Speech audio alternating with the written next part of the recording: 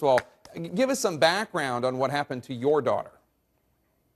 Well, my daughter had taken some photos in the mirror alone in her room and sent them from her cell phone through her email to her computer, and then she was hacked 3 months later, and 9 days after that her topless photo ended up on a revenge porn website.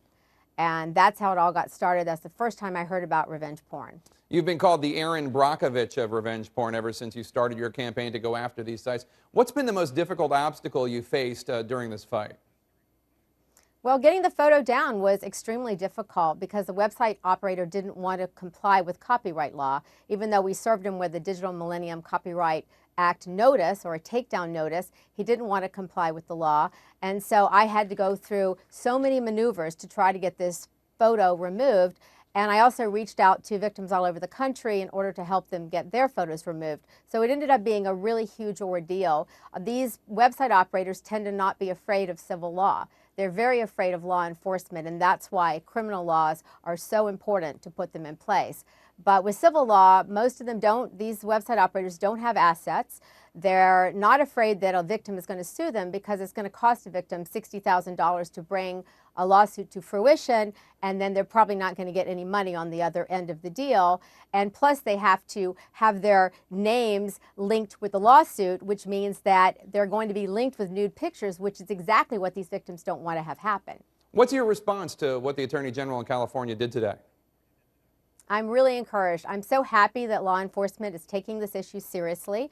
And so it's a huge step in the right direction, and it sends a message to these other website owners and to those who may submit photos of victims. And so it's really encouraging. I'm also happy that the FBI was able to take the case that I took to them about my daughter and about all the other victims who were hacked, and that case is still open. And I'm really hoping that down the road there will be some sort of arrests with respect to that case.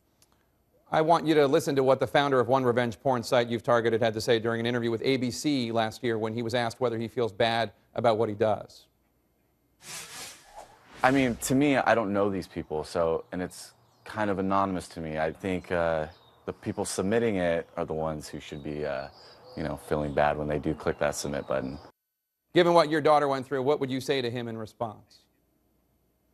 Well, I think he is just as guilty as those who submit the photos. And what Hunter Moore wants to do is hide behind the Section 230 of the Communications Decency Act, which is the biggest barrier right now to holding the website operators responsible. And that's why a federal law is needed, because there's no state law that is going to be able to trump the Communications Decency Act. So in other words, you can never hold the website operator responsible unless you put a federal law in place. And that's why for the last few months I've really been pushing Barbara Boxer's office to move forward with some sort of federal law. She says that she is looking at California. She wants to see what happens with the amendment, and we are bringing an amendment forth in about a week. Senator Cannella in California is going to announce that amendment, which is very strong, and she wants to see what happens with that before she makes a final decision.